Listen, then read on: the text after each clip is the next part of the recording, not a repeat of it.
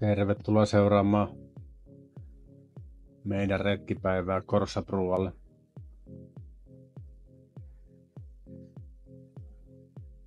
Tiestöhän on tämmöistä soratietä hyvin pitkälti. Mietittiin auto tähän ensimmäiseen parkkipaikkaan ja tuosta jos eteenpäin Kivunun vuorta ylöspäin, niin siellä vielä muutama parkkipaikka edempänä on.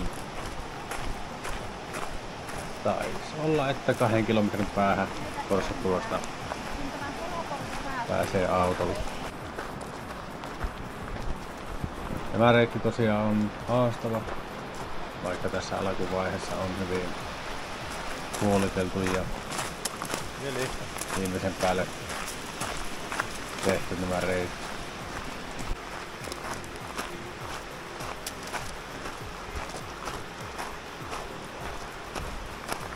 Tällä alueella on paljon lampaita, jotka liikkuu vapaasti ja kannattaa varovaisesti ajella autolla. Muutenkin tuo liikkuu varsinkin tien puolella niitä lampaita on. Saattaa yllättäen metsän siimuksestä ilmaantua. Alkumatkassa tässä reitillä on tämmönen vanha kaivos tai kaivosalue.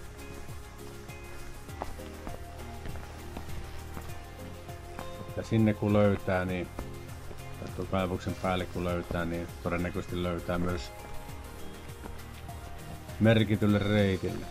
Tässä saavutaan sinne kaivosalueelle. Viittoja ja opasteita siellä ei tuossa vaiheessa ollut.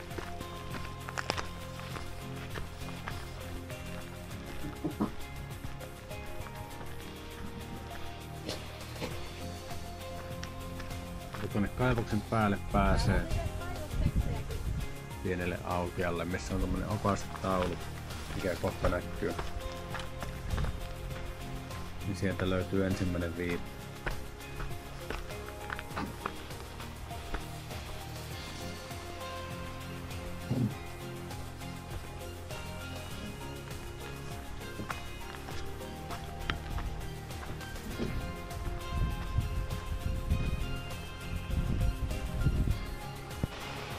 Nyt ollaan siinä kaivosalueen päällä tai tasanteella, missä äsken kiivettiin.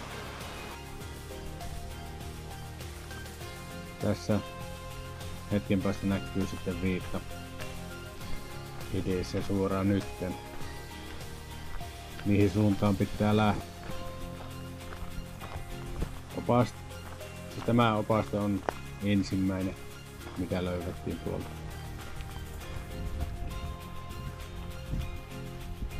Tästä se kävelyreitti alkaa.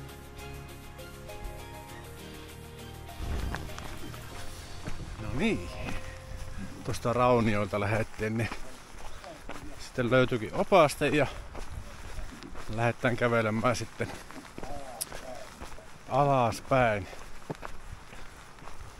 Ei muuta kuin eteenpäin.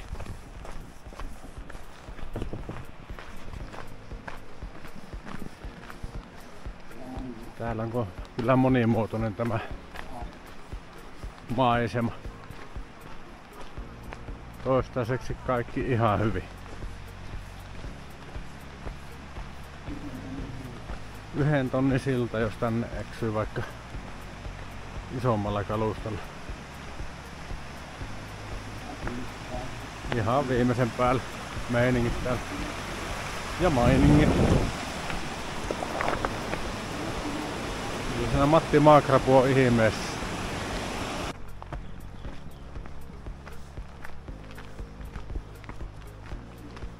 Yhden tonne sillan jälkeen, niin sitten kivutaankin tänne kaivosalueen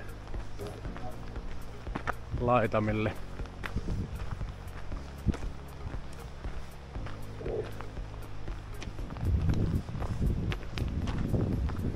Välillä on tuommoista harmaata kiveä ja sitten on tämmöistä vähän eri väristä. eteenpäin. Siellä näkyy etäisesti silta, mistä ajetaan autolla. Me ei lähdetty asuntoautolla ajamaan tuonne. Vähän hirvittää nuo hiekkatie ja ennen kaikkea rengasrikko. Alkaa olla jo renkaat ehtoopuolella. Ei nyt huvittais tuonne sitten jäädä rengasta vaihtamaan. Heikko hengästyy, mutta kyllähän maisemat hengästyttää vähän enemmän. Siellä rouva ja koira kävelee perässä. Hyvin selkeä reitti on tämä. Kaivoksen jälkeen löytyy kyltit.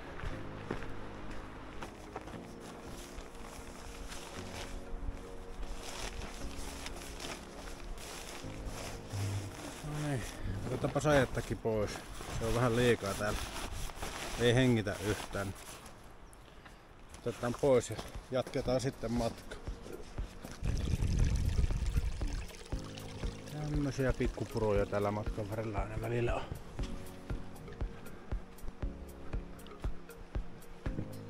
Tässä kohtaa reittiä niin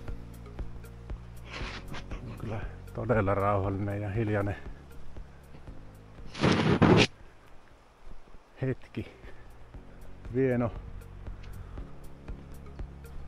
purojen ja pienten koskien pauhu kuuluu taustalta ja lampaat tuolla jossain kipittää kellot kaulassa. Tällä hetkellä kostea maa, kosteat puut, pilvinen keli. Erittäin hyvä. Happi kulkee loistavasti. Täällä on tosiaan näitä raunioita tai no, onko nämä sitten raunioita vai? No niin, tämmösen trooppisen metsän läpi tultiin ja siinä vähän kahalattiin.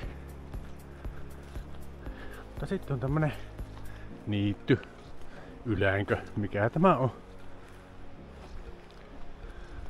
Sitähän tällainen suomipoika voisi kuvitella olevansa ulkomailla.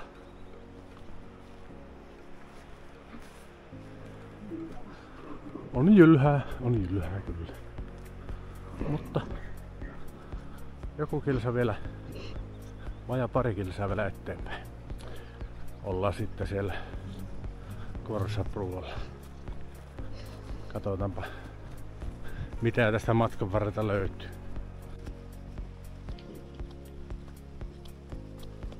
No niin, tässä sitten pitkäveteisenä rupaattelun jälkeen pistettiin vähän vauhtia tähän videoon ja tosiaan monimuotoista on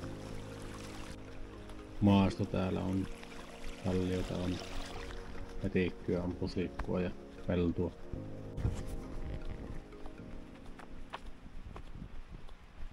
Hyvä oli ilma vaeltaa.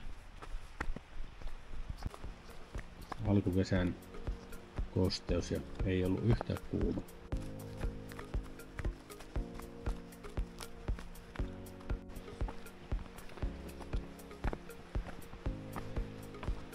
Tässä vähän esimakua siitä, mitä se voi olla se käveleskely tuolla reitillä.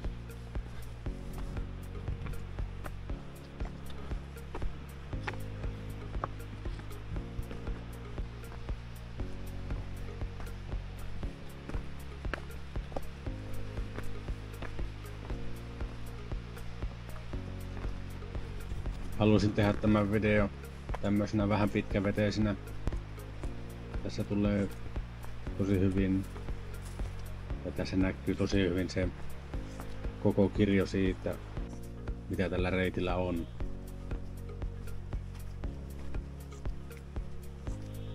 Eli käytännössä kun tämän loppuun katsot, niin tasan tarkkaan tiedät, mitä edessäsi on. Ja minkälaisessa maisemassa pääset vaeltamaan, jos tätä reittiä menet Forza Proalle.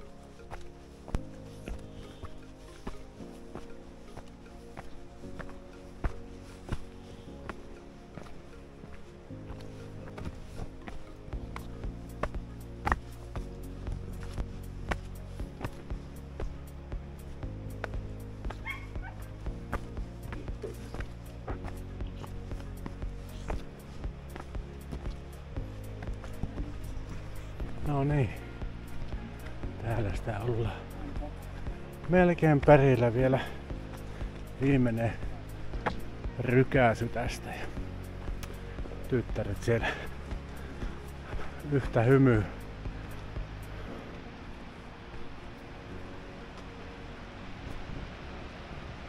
Hoho. Sanaton.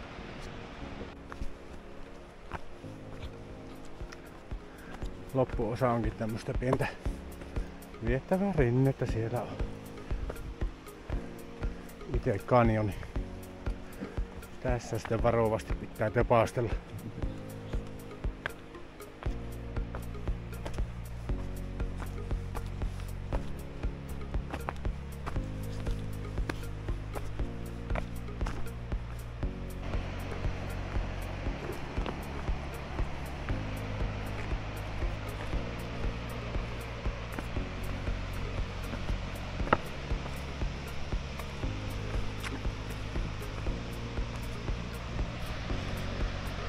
Tässä kun lähestytään siltaa, niin on kyllä tosi jyrkkä tämä. Muista on varovainen.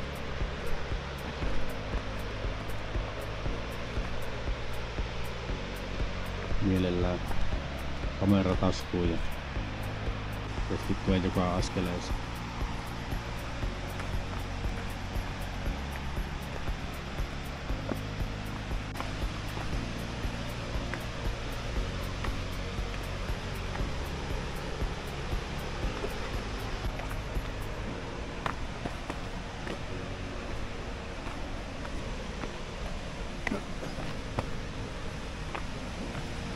Nonni, perille saavu.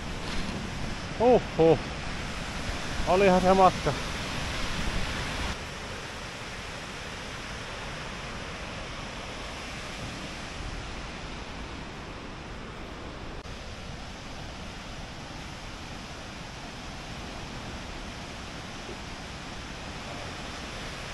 Tässä vielä vähän ilmasta kuvaa koko komeudesta.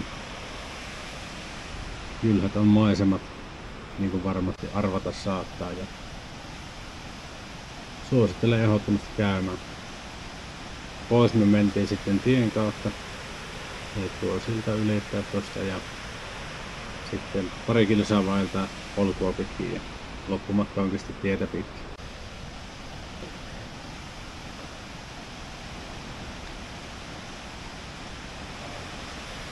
Kannattaako käydä? Kannattaa ehdottomasti käydä, jos on mahdollista. Kävisinko uudestaan? No. En nyt ihan heti 15 kertaa lähti käymään. Toisaalta bensiinhyppyjä voisin mennä katsomaan sen. Eli sen takia kyllä voisin mennä uudestaan. Hyvin pian. Hyvää lomaa, jos olet tuonne lomalle menossa. Ja kiitos kun katsoit video.